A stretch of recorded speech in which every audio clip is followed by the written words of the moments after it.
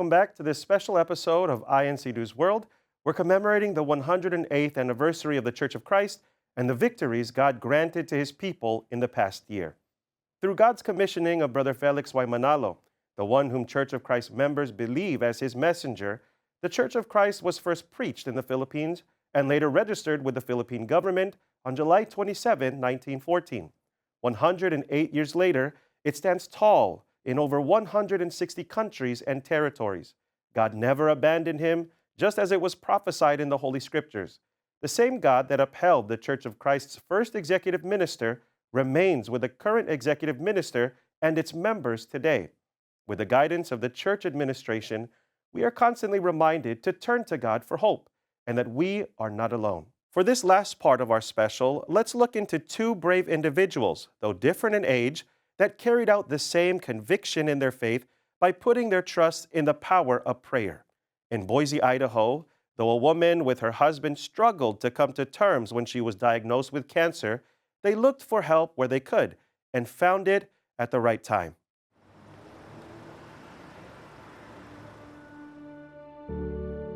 Last year in February, and I hadn't been feeling well and had talked to my doctor several times, but it was with the COVID incident, and he didn't want me to come into the office and thought maybe it could be COVID, and so he put it off and he put it off. And I finally said, I can't eat, I have no energy, something is wrong. So he sent me in for a CAT scan. Already feeling something was not right with her health, nothing could have prepared Shonda for her doctor's call. He just called me up at work after I had the CT scan and said, looks like you have pancreatic cancer. You hear you have pancreatic cancer, that's like a death sentence.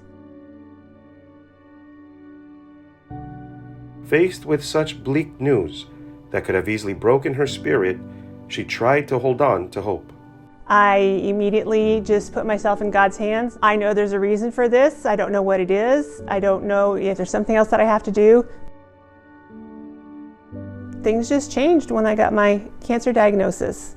My husband, Roger, he had a friend who worked in home health care with him for a short while, and he called her and said, I need somebody, my wife is going through this, and I need somebody to be there for me.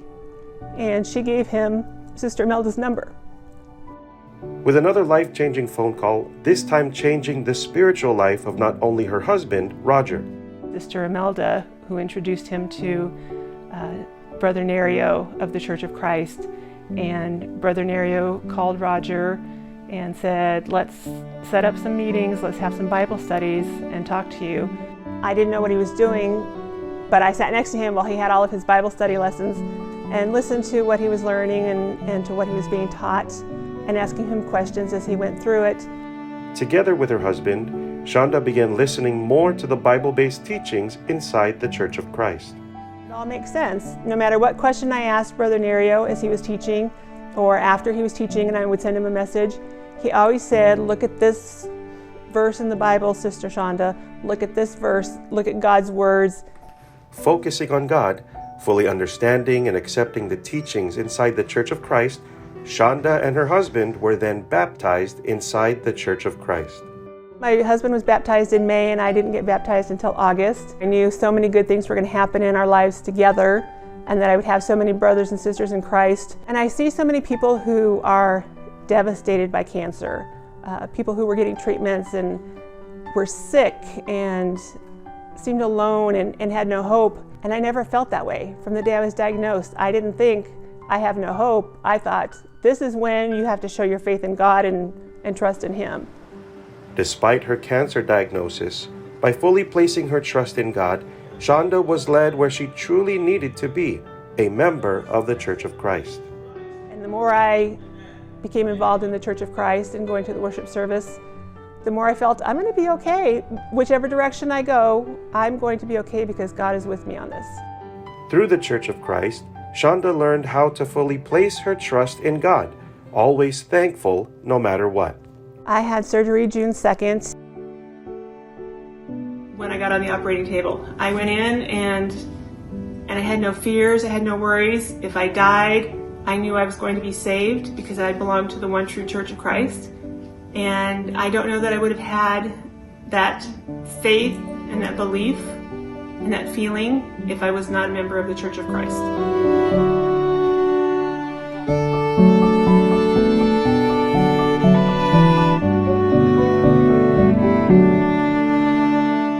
I just want to thank you for your prayers and your encouragement. God is so good. Prayers have been answered, and I know I wouldn't be here without the support of all of you. So I thank you, and I praise God this morning. It was the fastest recovery that they had ever seen. And I know it's because God was with me. I know that I have had many people in the Church of Christ praying for me, and I know that God heard those prayers. And He has a mission for me, He has a purpose for me, which is why I'm still here. Even though the Philippines are far away and our executive minister is far away, he is looking out for everybody and praying for everybody. I would just like to thank him for being the servant of God and taking the position that he's in, and for being such a wonderful leader for the church. No matter the seemingly insurmountable trials in life, Shonda remains always thankful to have God to call on through prayers and the faith she has found inside the Church of Christ. So courageous, and we thank God that she is on the road to a great recovery. Up next, a student from Northern California balancing classes, school clubs, a part-time job, and remaining at the top of her class. How does one do it? All while performing her duty as a choir member in the worship service.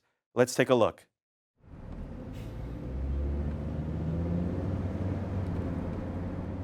Okay, I'm recording my college decisions for Ivy Day. I just got home, and I'm doing this so that if I get in, this will be super epic. I don't think it's... Ata! I got into Princeton! Princeton University currently holds the #1 ranking for universities in the nation. Princeton is also part of the Ivy League and has been a university for over 200 years. It's a dream come true for Lindsay that she was able to receive an acceptance letter to one of the most prestigious universities in the country. To have this opportunity to go to Princeton is such a great blessing.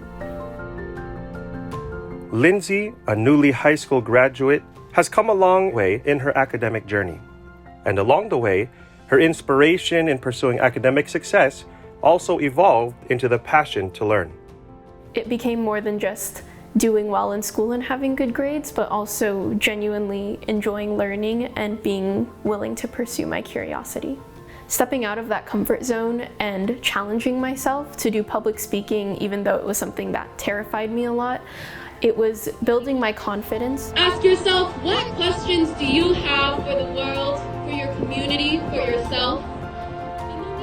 Since then, she has had an eventful high school career, serving as the student body's president, joining different clubs such as for tutoring, leading as a mock trial team captain, and as the statewide lieutenant governor for Junior State of America, all while working part-time. And just this past May, graduated as the valedictorian of her class. Princeton High School class of 2022 ASP president and valedictorian, Lindsay Hagaduan. But as she reflects on how she was successful in all these pursuits, she recalls that the road to greatness wasn't always easy. When you're getting really involved with academics or challenging yourself in your classes, it can be really easy to get caught up in all the work you're doing and end up burning out. And that can take a huge toll on you both mentally and physically. Which is why it was important for her to incorporate self-care in her daily routine by taking breaks and exploring new hobbies and turning to one thing.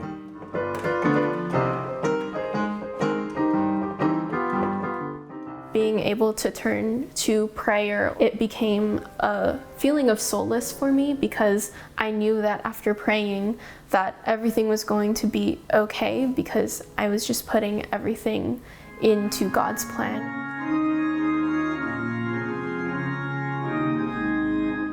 As a choir member helping lead in hymn singing of the worship service in the Church of Christ, she found the comfort she needed when her load was heavy. I'm able to clear my mind. Being there on the choir loft, performing my duty, is the most important thing that I can do in my day.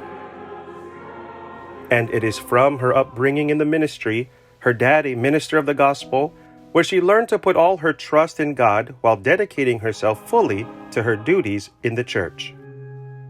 It has been a really great blessing to grow up in the ministry. Watching my dad perform his duty as a minister is the importance of his duty and making sure that he does whatever it takes to be able to perform his duty. Though she has acquired great knowledge and achieved much during the 4 short years of high school, it's what she learns through lessons inside the Church of Christ where she feels the true guidance of God to navigate life. There's also a lot of pressure to form certain opinions and to live a certain way, being expected to face all of these things at such a young age. The church administration is very in tune with what's going on. Brother Eduardo V. Manalo gave a lesson about how there's a lot of pressure to fit in with society and how this can lead to youth becoming more easily depressed or anxious because of all the pressure we're under. But amidst all of this pressure that the youth can be facing, the most important thing to remember is to turn in prayer. He has really helped the youth in being able to overcome the trials that we're facing.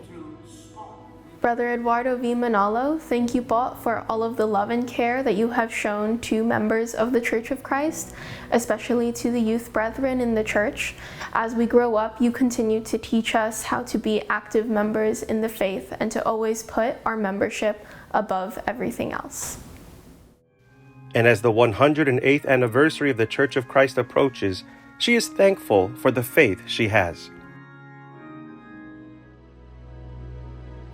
Amidst all the challenges that my family has faced this year, something that I am praying to God for is that He continues to fulfill His promise to not forsake us and that He continues to protect us as He has done throughout this past year. Both truly uplifting testaments and just more proof of the miracles God makes for His people when we put our complete faith in Him. And as we close this special episode, we leave you with this, that as each year passes, though the struggles may increasingly become more difficult, we're thankful for the guidance that we receive from the church administration and for the triumphs God continues to grant to His church. And we're thankful for the faith that we have so that we can stand firm whatever the future may hold. On behalf of the entire INC News World team, we would like to greet our executive minister, Brother Eduardo V. Manalo, and members of the Church of Christ all around the world, a happy 108th anniversary. Thank you for joining us. I'm Brother Michael Guerrero. We'll see you next time. God bless.